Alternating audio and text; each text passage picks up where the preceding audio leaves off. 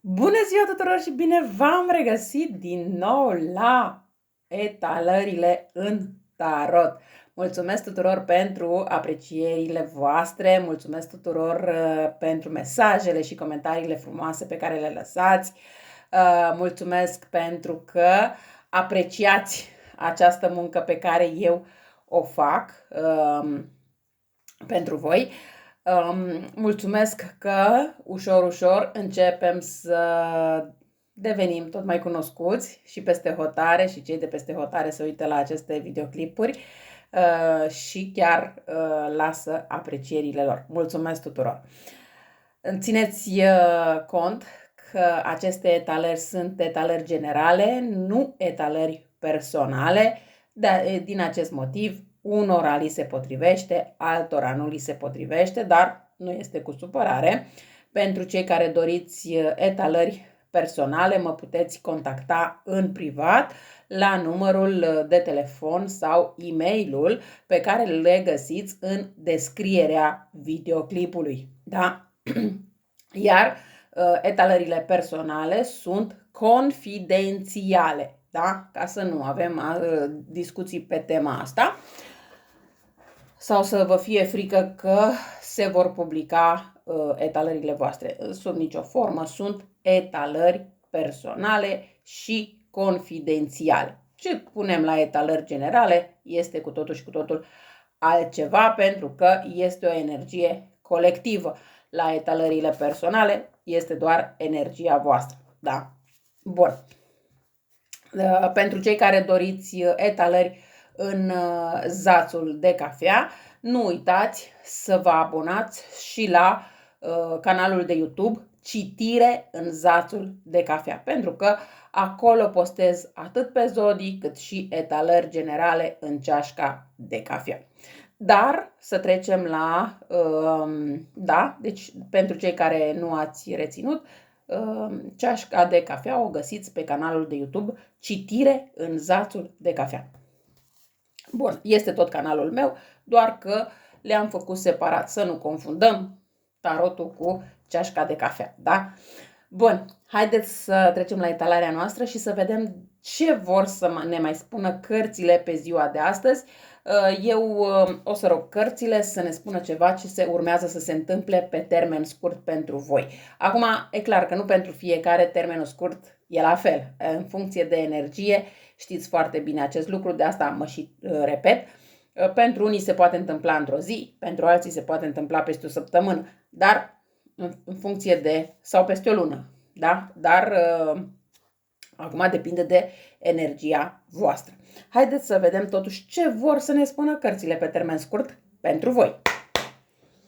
Hai să vedem ce vor să ne spună cărțile pe termen scurt pentru voi.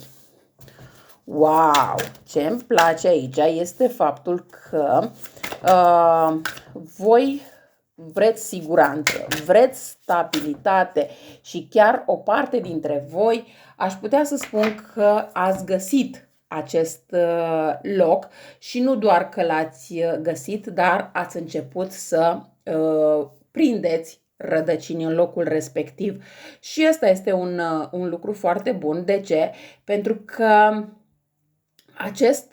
această înrădăcinare nu a fost o înrădăcinare ușoară, nu a fost o înrădăcinare lipsită de obstacole, dar nici lipsită de vorbe urâte, da, poate la adresa voastră sau poate la faptul cum ați prins rădăcini în locul respectiv. Dar este bine că ați depășit toate aceste obstacole, ați depășit toate aceste vorbe mai puțin drăguțe, iar acum începeți ușor să vă simțiți din ce în ce tot mai bine din acest punct de vedere. Pentru unii dintre voi aș putea să spun că această înrădăcinare a început poate în urmă cu 38 de ani sau poate în jurul vârstei de 38 de ani, sau poate că aveți numărul la casă, la stradă, nu știu, la mașină 38, dar e ceva legat de 38. Acum putem să și adunăm 3 cu 8 care fac 11 și dacă îl mai adunăm o dată face 2, da? Și tot așa. Acum depinde de fiecare cum rezonează aceste cifre pe care eu le spun. Pentru cei care sau cele care sunteți mai tineri sau mai tinere, să știți că cumva cifra 38, care poate să, așa cum am spus, chiar dacă poate să fie un 3, poate să fie un 8, poate să fie 38, poate să fie 11, 2, da? Se poate întâmpla să aibă o semnificație anume, dacă încă nu sunteți la vârsta de 38 de ani, dar se poate întâmpla ca la vârsta de 38 de ani, în cazul în care nu aveți această vârstă, da? Mă refer doar la cei mai tineri de 38 de ani, este posibil ca tocmai la vârsta de 38 de ani să întâlniți o persoană care vă ajută să prindeți rădăcinile de care voi aveți atât de multă nevoie în acest moment. O să spuneți poate că până atunci mai este timp lung, dar să știți că timpul trece și o să vedeți că lucrurile se întâmplă destul de repede. Nimic nu vine întâmplător la o anumită vârstă sau într-un anumit moment. Aici vorbim destul de mult despre zodii de foc, în special zodia Săgetător, dar bineînțeles că pot fi și alte zodii, cum ar fi Fecioară, Gemeni, Balanță, îmi vine să spun inclusiv Scorpion, Pești, da, mai avem inclusiv inițiala M, avem aici văd că cineva își dorește foarte mult un copil și poate considerați că prin acest copil pe care vi-l doriți voi prindeți mai multe rădăcini. Da, se poate întâmpla și o astfel de situație. Bun, ideea este că pe termen scurt veți începe să vedeți tot felul de schimbări.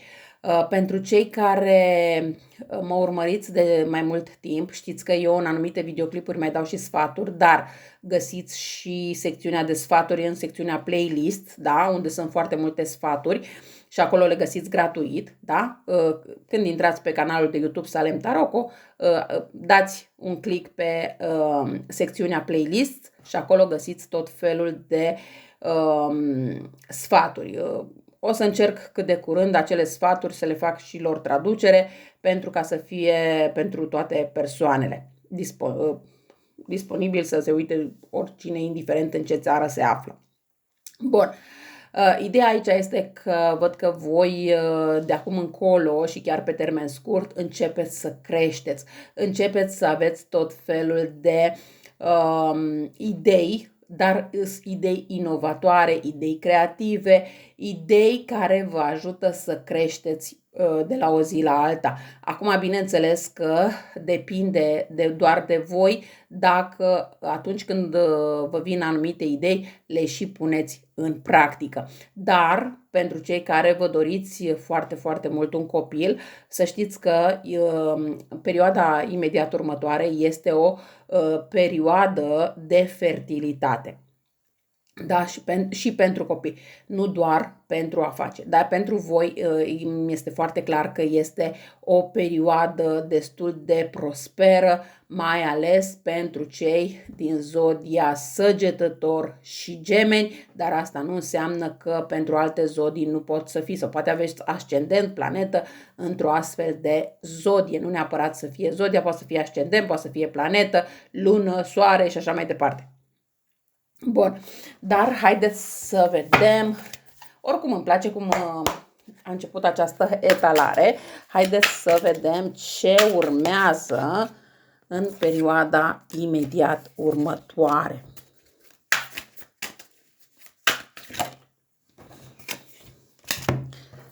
Da, așa cum spuneam puțin mai devreme, veți avea foarte multe idei. Idei pe care urmează să le puneți și în practică, nu doar să le aveți, și ăsta este un lucru foarte bun pentru voi, însă trebuie să aveți puțin de grijă. De ce? Pentru că veți avea tendința să vă surmenați mai mult decât este cazul, să vă obosiți mai mult decât este cazul, să faceți anumite lucruri, doamnele, să zicem, să facă anumite lucruri mai grele, care, cum ar fi lucrurile pe care în mod normal ar trebui să le facă un bărbat, da? Și atunci să vă obosiți un pic mai tare. Din acest motiv vi se recomandă să aveți și momente de odihnă și momente de relaxare și momente care să vă dea un echilibru, pentru că altfel lucrurile s-ar putea să scape de sub control și nu ar fi tocmai drăguț. Aveți grijă cui povestiți ideile voastre, cui povestiți ce vreți, planurile voastre, ce vreți voi să faceți în viitor. De ce? Pentru că aveți în viața voastră o persoană care vă pândește, o persoană care abia așteaptă să povestiți o idee a voastră și mai apoi persoana respectivă să vă fure ideea și să o pună în practică. Aveți la fel de grijă pe cine băgați în casă, pentru că s-ar putea să vă treziți că vă lipsesc anumite obiecte, da? Din casă. Deci un pic de atenție din punctul ăsta de vedere și lucrurile vor merge într-o direcție pozitivă. De ce? Pentru că văd că următoarea voastră perioadă este o perioadă prosperă din toate punctele de vedere. Este o perioadă norocoasă pentru voi. Aș putea să spun că acum voi urmează să culegeți roadele muncii voastre, inclusiv din punct de vedere emoțional, sentimental și așa mai departe. De ce spun acest lucru? Pentru că dacă până acum ați trecut printr-o perioadă mai grea în care nu ați fost înțeleși nici de partener, nici de cei din jurul vostru, acum întâlniți persoane care vă sunt alături, sunt persoane care vă înțeleg și vă oferă iubirea necesară, iubirea de care voi aveți atât de multă nevoie și după care cred că ați tânjit atât de mult și poate de care credeați că nu o să aveți parte niciodată.